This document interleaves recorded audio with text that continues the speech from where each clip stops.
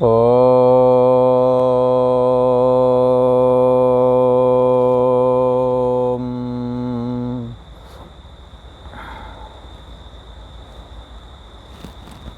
श्री योग वासिष्ठ के स्थिति प्रकरण में श्री वशिष्ठ जी महाराज बोले, हे राम जी, जैसे सूर्य का प्रकाश करोड़ों किलोमीटर तक बल्कि और अधिक चला जाता है, हर जगह प्रकाश छा जाता है,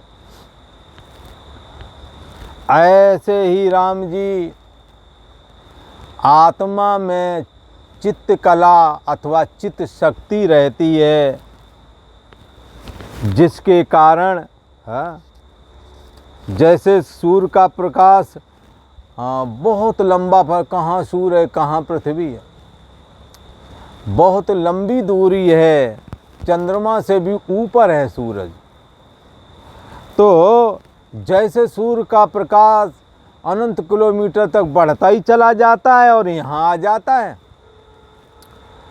ऐसे ही आत्मा में चित्त शक्ति है। चित्त शक्ति मतलब मन, चेतन आत्मा में चित्त शक्ति का मतलब चित्त कला।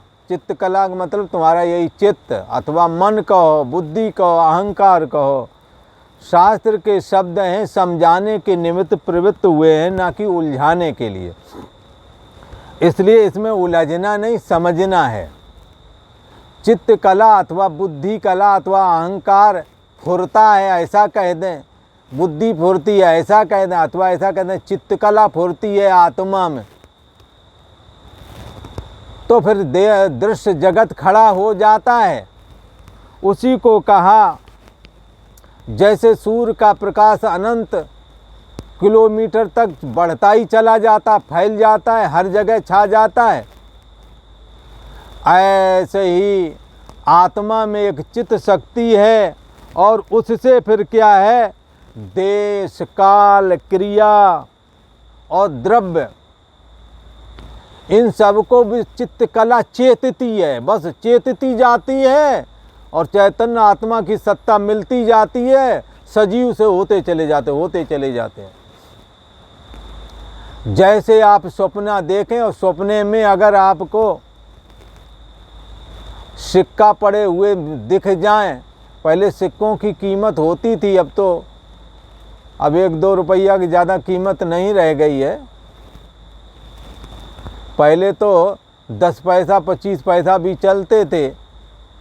तो देहातों में माताएं बेचारी एक डिब्बा अपने टीन वाले कहीं मिल गया धोखे धड़े से, तो बस उसको ले कर के रख लिया, उसमें 54 58 10 पैसा ये इकट्ठे कर लेती थी। वही रकम बहुत मानते थे कि चलो कम से कम इतने पैसे हैं, बखत ज़रूरत में काम आएंगे। और गांव में अब आवाज़ लगाई, ले लो तरबूज खरबूजा, तो दौड़ के उसी में से 10 पैसा निकाले और बच्चे तुरंत हल्ला मचाने लगते हैं। तो जा कर के निकाले, खरबूजा ले आए, तरबूज ले लिया, और वो बर्फ़ बेचने वाले आइसक्रीम वाले जो ना भोंपू भोंपू बजाया कि लड़के चिल्लाना चालू हो गए, हमें बर्फ़ चाहिए। तो उस समय यहाँ पैसे तो होते नहीं, 10-5 हैं तो है नहीं, तो आकर जा कर के गेहूँ भर कर के इतना बड़ा कोल्हुआ होता था, उसमें भर के ले जाते थे। 1 किलो गेहूँ दे आए हैं, 1 किलो और कुछ मक्का बाजरा कुछ दे दिया, तो बर्फ़ ले आए। बदले में पैसा होता नहीं था, अनाज के बदले में ही सारी चीज़ें लगभग ले लेते थे।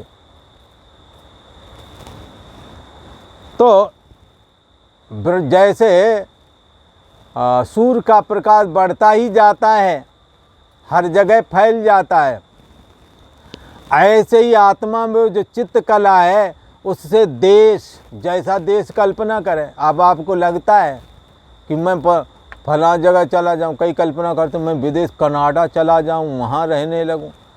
वो कल्पना करते हैं, संयोग ऐसे बैठते वो चले ही जाते हैं। यहाँ कोठी बंगला बढ़िया अच्छा है तो भी यहाँ पड़ा तो भी चले जाएंगे, अमेरिका चले जाएंगे, कनाडा चले जाएंगे, ऑस्ट्रेलिया चले जाएंगे।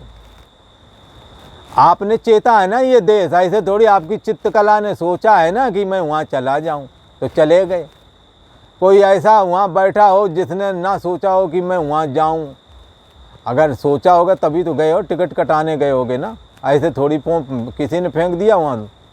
कायदे से आपने वो सब किया होगा, वीज़ा वीज़ा बनवाया जाकर, तब तुम वहाँ जा कर के पहुँचे हो। तो चित्रकला ने जैसा देश चाहा वैसा मिल गया, जो चाहा चित्रकला ने वही मिल जाता है। इसलिए एक भजन है, जो मांगे ठाकर अपने से सोई सोई देवे। हाँ, ये ठाकुर ऐसा है अंदर बैठा हुआ अंतरात्मा, आप जैसा चाहोगे वैसा ही हो जाएगा। आपके अंदर कर्म की वासनाएं है, आप कर्म करें, आपको कर्म वैसा ही हो जाएगा जैसा आप चाहते हैं। चित्तकला आत्मा में फुर्ती है, देश काल क्रिया द्रव्य को जैसे चेतती है वैसे ही हो जाता है। ऐसा नहीं है कि जैसा हमने नहीं सोचा वैसा हो गया। भले इस जन्म में ना सोचा हो, जन्मांतर में सोचा होगा। कई कहते हैं कि महाराज हमने तो कभी कोई ज़िंदगी में गलत काम नहीं किया, और हमारे को जब देखो तब आपत्ति आती है रहती हैं। जन्मांतर में उल्टे कर्म करे थे वो कौन भोगेगा? इस जन्म में तो नहीं कर रहे हो। पिछले जन्म में ठोकर लगी तब गंदे कर्म बंद किए और कान पकड़ लिया, ऐसे करेंगे ही नहीं। पर जो कर लिए उनके भोग कौन भोगेगा? वो तो भोगने ही पड़ेंगे। और आज पिछले जन्म का संकल्प काम कर रहा, आज भी कोई गंदे काम नहीं कर रहे हो, अच्छे ही कर रहे हो, फिर भी दुख मिल रहा है, तो भुगतान उन्हीं का चल रहा है जो करके आए हो। अभी ये खाता नहीं खुला है जो अच्छे कर रहे हो। जब इसका खाता खुलेगा तो सुख भी आएगा। इस दुनिया में ऐसा कोई नहीं जो सुखी न कुछ सुख उसे भी मिलता है, वो भी कभी कभी हंस लेता है, उसे भी शांति मिलती है। और कोई ऐसा नहीं है इस दुनिया में जो दुखी ना होता हो। सुख दुख दोनों ही इस शरीर के प्रारब्ध हैं। मनुष्य शरीर मिश्रित कर्मों का नतीजा माना गया है। पाप और पुण्य जब बराबर होते हैं तो मनुष्य शरीर प्राप्त होता है। इसलिए सभी को दुख भी झेलने होते हैं और सभी को सुख भी प्राप्त होते हैं, दुख भी प्राप्त होते हैं। ये सब अपने ही किए हुए कर्मों का नतीजा है, ऐसा समझ करके इसे भोग लेना चाहिए। नहीं तो भोगना तो तब भी पड़ेगा जब आप चाहोगे हम नहीं भोगेंगे, तब भी भोगना पड़ेगा। क्यों? क्योंकि तुमने वो रोटी बनाई है जिसको तुम खाना नहीं चाहते हो, दुख रूपी रोटी। वो तुम्हारे कर्मों के द्वारा, कर्मों की लकड़ी बना करके जो कर्म तैयार किया ना तुमने, वही आया है। वो कोई भोगे बगैर। हाँ, एक जगह एक संत कह रहे, काया से जो पातक होई और बिन भोगे बचे नहीं कोई। अगर काया से पातक हुआ तो काया से भोगने पड़ेगा, मन से हुआ है तो मन से भोगने पड़ेगा। इसलिए सब में परमात्मा देखते हुए सबसे सहानुभूत, सबसे प्रेम करो, किसी का दिल मत दुखाओ, परमात्म चिंतन करो। आत्मा वारे दृष्टव्य, आत्मा को जानना के लिए ये मनुष्य शरीर मिला है। ईचे देवेदी अत सत्यमस्ति, अगर जान लिया तो बहुत बढ़िया बात है, और यदि नहीं जाना तो न चेद वेदी अत महति विनष्टि। यदि तुमने इस अंतर्यामी आत्मा को जानने का प्रयास नहीं किया तो महान हानि कर दी। इसलिए अपनी सारी एनर्जी को बटोर कर परमात्म चिंतन में, साधु सेवा में, अपने बड़े बुजुर्गों की सेवा में लगा दे। ब्रह्म चिंतन में लगावे समय, बचा हुआ अपने कार्यों से जब बच जाए समय तो तुरंत अपने परमात्मा का स्मरण करे और आत्मा का श्रवण मनन निध्यासन में लगा रहे। क्योंकि आपकी चित्त कला में जो है वही फुर रहा है। वो जैसे चेतती गई वैसे ही अभी दिख रहा है। उसने गंदे कर्म चेते थे पिछले जन्म में, आज दुख मिल रहा है। किसी की चित्त कला ने अच्छे कर्म चेते थे, आज उन्हें सुख मिल रहा है। धन धान्य से समृद्धशाली हैं। इसलिए चित्त कला जैसे जैसे चेतती है, हमें और आपको सुख दुख भी वैसे ही वैसे देश काल क्रिया आदि होकर के हमें भी प्राप्त होते हैं। हे राम जी, फिर नाम संज्ञा होती है। ब्रह्म से कैसे जगत हुआ, इसकी कलना इसकी चर्चा चल रही ना।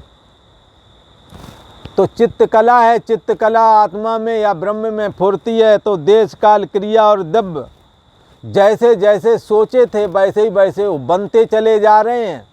यहाँ कैसे कैसे जगत बनाना है, ये चित्त कला ब्रह्मा जी की सोच रही है। उसने आकाश वायु तेज जल पृथ्वी बनाए, पंचीकरण किया, रजबीर से शरीर का निर्माण चालू करा दिया। तो इस तरह से जैसा जैसा ब्रह्मा जी की चित्त कला चेतती गई, जगत वैसा ही बनता चला गया। फिर बाद में उनका नामकरण कर दिया कि इसका ये नाम है, इसका ये नाम है। हे राम जी, स्वरूप को विस्मरण करके ये चित्त कला दृश्य से जब तन्मय होती है, तो भी स्वरूप व्यतिरेक नहीं होता है। ये देखो, जब चित्त कला, जब तुम्हारा मन दृश्य जगत से जुड़ जाता है, अंतर्यामी आत्मा तो भी तुम्हारा साथ नहीं छोड़ता है। परंतु आप जब दृश्य जगत में और देह में जुड़ जाते हैं और देह को ही जब मैं मानने लगते हैं, तो आत्मा होता हुआ भी अनहुआ सा हो जाता है। जैसे अपन जब नर्मदा खंड की यात्रा में गए, तो एक जगह जाकर के भोजन आदि किसी के यहाँ किया, तो उन्होंने बताया ये सामने ये हमारे बेटे का मकान है। पर उसके लिए हम अनहुए की तरह है, हमसे कभी नहीं पूछा जाता है कि तुमने खाया है कि नहीं। जैसे गांव के और लोग हैं वैसे हम भी रहते हैं। अब वृद्धावस्था आ गई है, आगे का समय कैसे गुजरेगा, समझ में नहीं आता। ऐसे ही अंतर्यामी आत्मा तुम्हारे पास मौजूद है, और जैसे आपने अपने बाप को भुला दिया, सभी ने नहीं, जो इस तरह के लोग हैं उनकी बात है। जो आए चुपचाप घुस गए, उसी वो दरवाज़ा बाप ने लगाया जहाँ घुसते हो तुरंत नज़र बचा के घुस जाते हो, कमरा बंद कर लिया, फिर चाहे मरो चाहे जियो। ये सब क्या है जो आप कर रहे हो, उनका बनाया हुआ है, जिनसे नज़रें चुरा रहे हो। कई बार हो सकता है तुमने बनाया हो, वो ना बना सके हों, तो ये शरीर भी तुम्हारा उन्हीं ने बनाया है। इसलिए तो भी नज़रें मत चुराओ। माँ बाप के ऋण से कोई भी उऋणित नहीं हो सकता। इसलिए एक से एक मात्र सेवा और सहानुभूतिपूर्ण बर्ताव ही करो, इसी से संतुष्ट हो जाएंगे। इसलिए शास्त्र में तो कहा, माता पिता हर परिस्थिति में पूजनीय ही बने रहते हैं। इसलिए अनादर मत करो, अपमान मत करो। अगर आदर नहीं कर सकते तो अपमानित मत करो।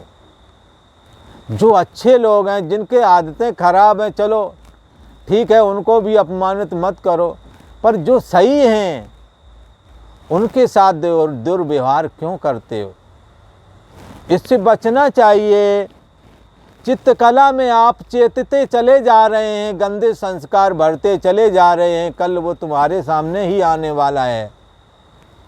इसलिए सर्वे भवन्तु सुखिनः, सभी सुखी रहें, सभी निरोगी रहें, ऐसा ही धारण करना श्रेष्ठ है। आत्मा तुम्हारे हमारे अंदर विद्यमान है, उसको नकार करके शरीर मन इंद्रिय आदि में मैं बुद्धि बना ली, होता हुआ भी अनहुआ की तरह आत्मा को बना दिया है। जैसे समुद्र से तरंग और सोने से आभूषण भिन्न नहीं होते, तैसे ही आत्मा से ये